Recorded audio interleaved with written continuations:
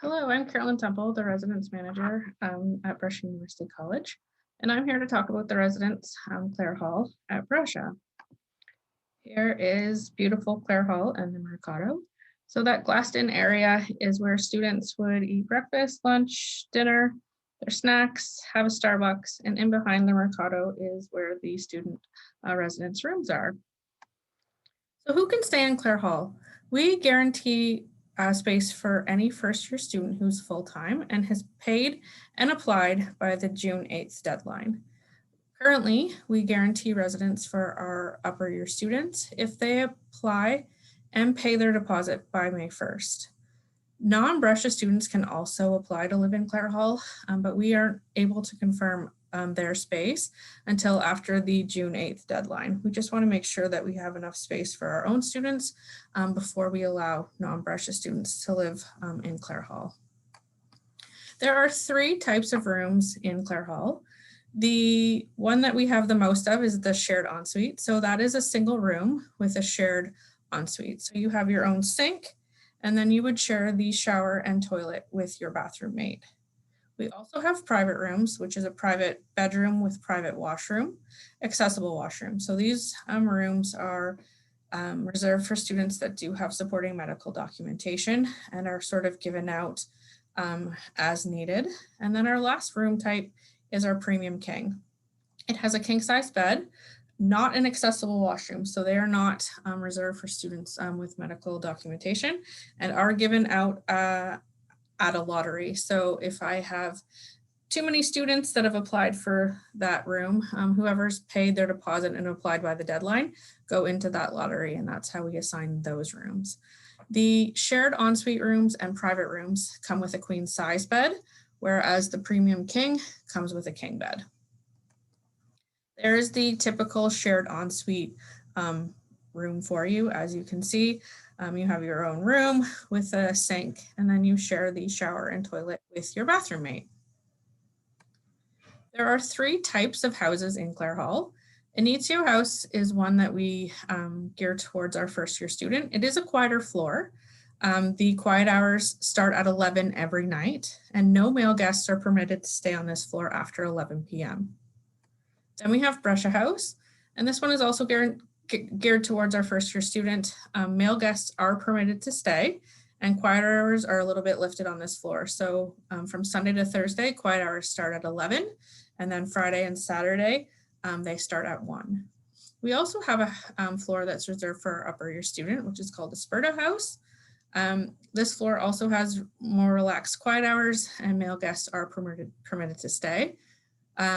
But with this floor, you do have to be a returning student to apply for it. These are the residence fees for 2021, 2022. As you can see, they're laid out based on what room type you have, and also with the meal plan. So the total cost here does include the meal plan. Your $800 deposit is due June 8th, and then our first installment is due middle of August, and then the second installment is always due on December 1st. There's beautiful Clare Hall in the fall, nice green grass, beautiful trees. So here are some things that are provided with your room. You do get your built-in 7-foot to floor ceiling closet. You get your built-in desk, shelves, and window seat, queen size bed for most room types. You get your desk chair, movable nightstand, resnet. It is ready for cable hookup if that is something you would like to do. And then you get your mirror, sink, blackout blinds, and each room comes with a thermostat. With this thermostat, you have the capability of adjusting your room temperature within sort of a set range for both when we're in heat mode and cool mode. Some items that we have available to sign out at the front desk include baking totes. We have lots of games. There's a vacuum there if you need it. And we also, our TVs in the lounge are smart TVs. So you need your HDMI cable to hook up your laptop.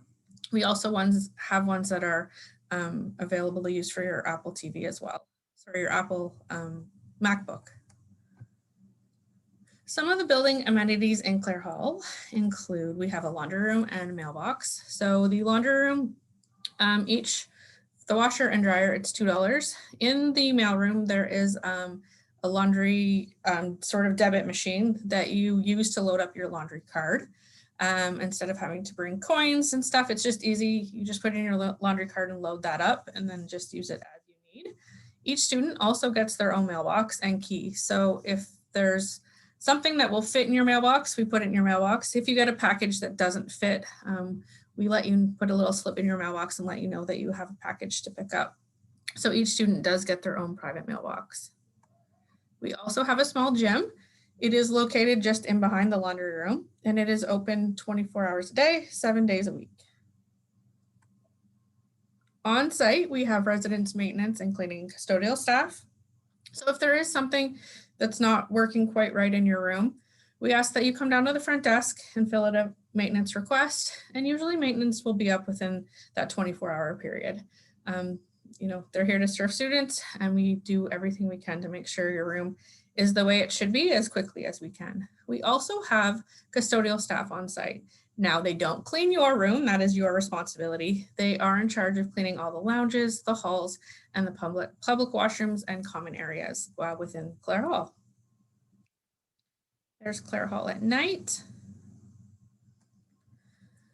There is someone at the front desk at all times. There is a professional staff member that sits at the front desk, making sure the comings and goings of students, making sure that people that aren't in the building are in the building, and making sure that each student feels safe and secure.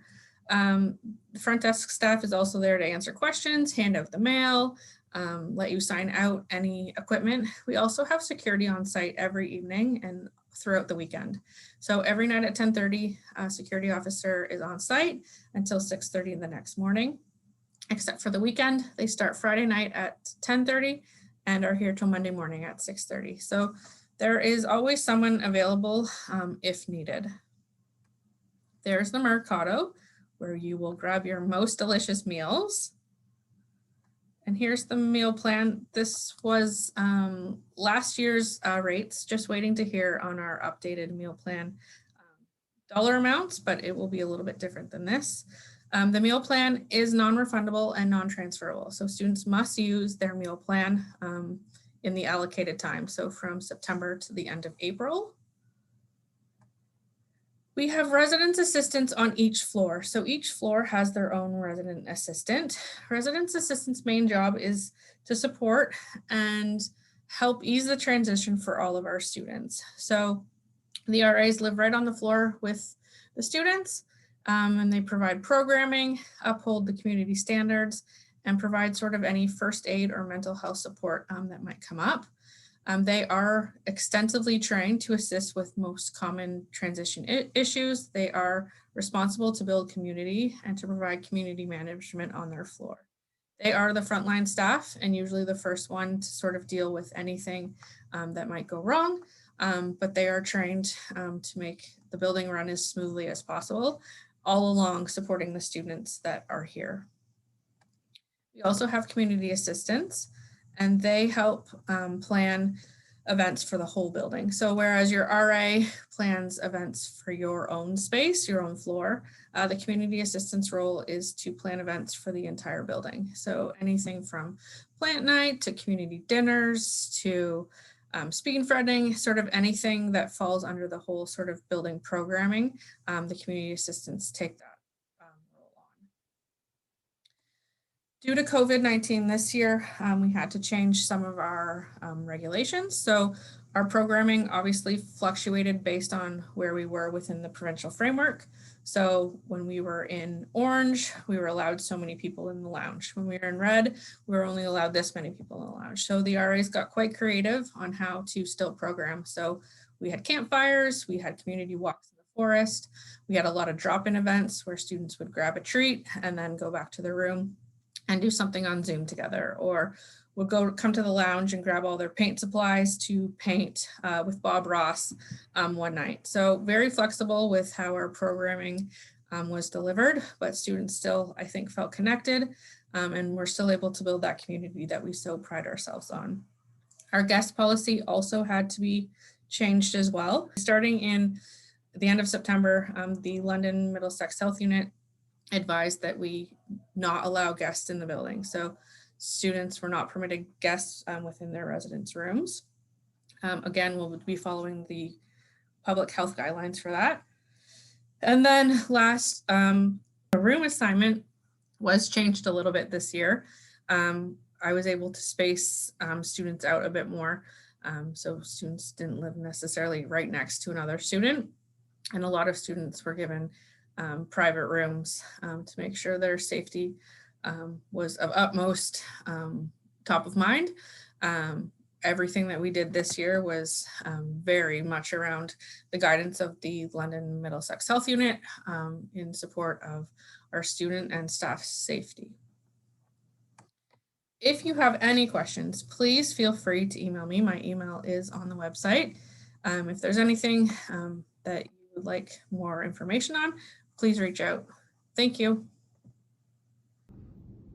All right, I have Alex here, who's here to talk about how we build community in Clare Hall. Hi, so we just start basically on the first day when you move in.